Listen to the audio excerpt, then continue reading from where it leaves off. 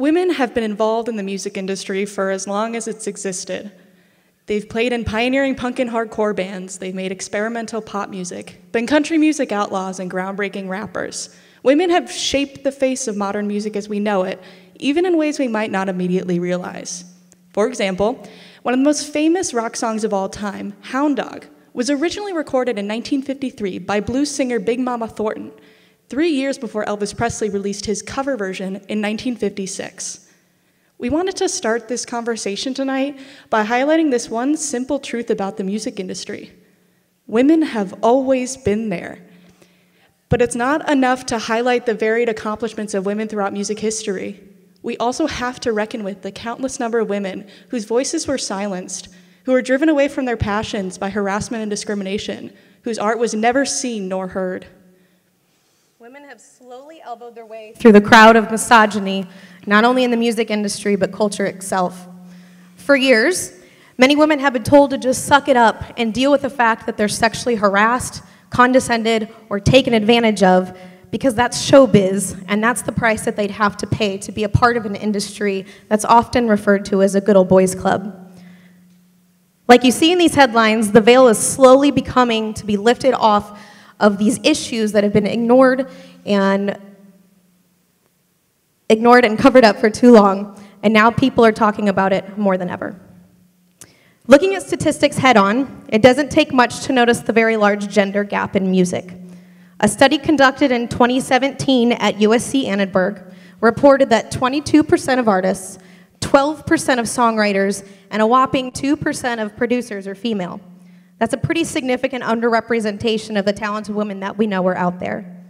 Taking a look at major music festival lineups such as Bonnaroo or Lollapalooza that have all of the male-only acts blacked out doesn't really take long to notice and to put things into perspective pretty easily. There's no clear fix for these systemic, industry-wide issues, but one way we can affect change from within our own communities is by breaking down the barriers that prevent girls and women from picking up an instrument in the first place. In the summer of 2001, the first rock and roll camp for girls was founded in Portland, Oregon with this exact goal in mind. This original Portland camp sparked a global movement of girls' rock camps. Today, the Girls Rock Camp Alliance acts as the organizational body for over 80 of these camps worldwide. Girls Rock Camps are inclusive of trans and non-binary individuals and seek to not only promote, to address gender inequalities within the music industry, but also racial inequalities as well. Over the course of a week-long Girls Rock Camp, campers form a band, learn the basics of an instrument, attend workshops, write and record an original song, and perform it on stage at the end of the week. The goal of a Girls Rock Camp isn't to churn out pitch-perfect session musicians, but rather to introduce music as not only a form of creative self-expression, but also a tool for dismantling systems of oppression. In 2016, a group of local people put their heads together to bring a girls' rock camp to right here in Champaign-Urbana. The early days of our organization were spent organizing, researching other chapters and their involvement in their communities, and fundraising. In 2017, our chapter officially became a sanctioned non-for-profit organization, and we hit the ground running to introduce ourselves and our mission to the local community. We started with a series of workshops at the Independent Media Center, where women and girls could come and learn the basics of a variety of musical instruments, no experience required. Girls Rock CU officially joined the Girls Rock Camp Alliance after hosting our first full summer camp in June of 2018. Our enrollment allowed us to create 2 bands that wrote and recorded their own original song over the course of the week, all while each individual member took individual lessons to learn the basics of their instrument. Each band had a band coach to help keep them on track and guide them in the songwriting process. And every day, campers met with individual instrument instructors to ask questions, learn the basics of their instrument, and learn more about the role their instrument plays in the songwriting process.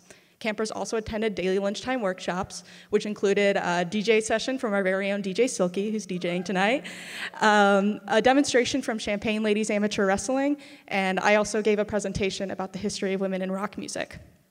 At the end of the week, each band took professional band photos, recorded their original song, designed cover art for their songs, and performed on stage at Cowboy Monkey at an end-of-camp concert.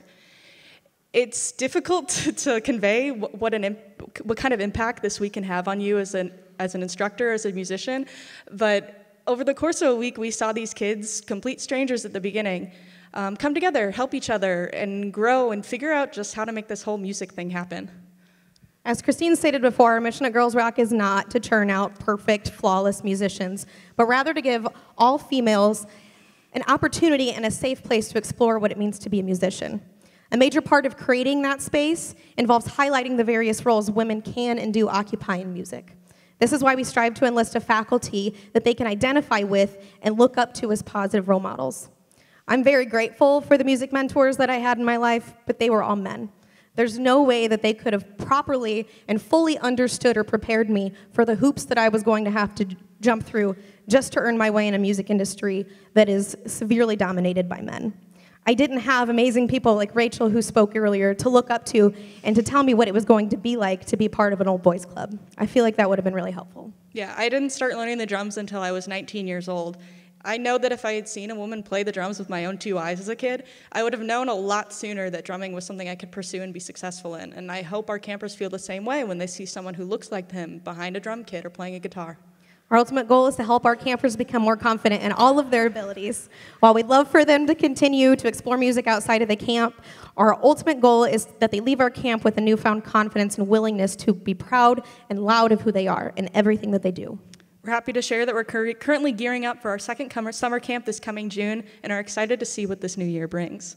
Feel free to check out our social media and our website to see what we're going to be up to next. We'll be at Broadway Food Hall next weekend on Friday and Saturday for Polyvinyl's music pop-up event.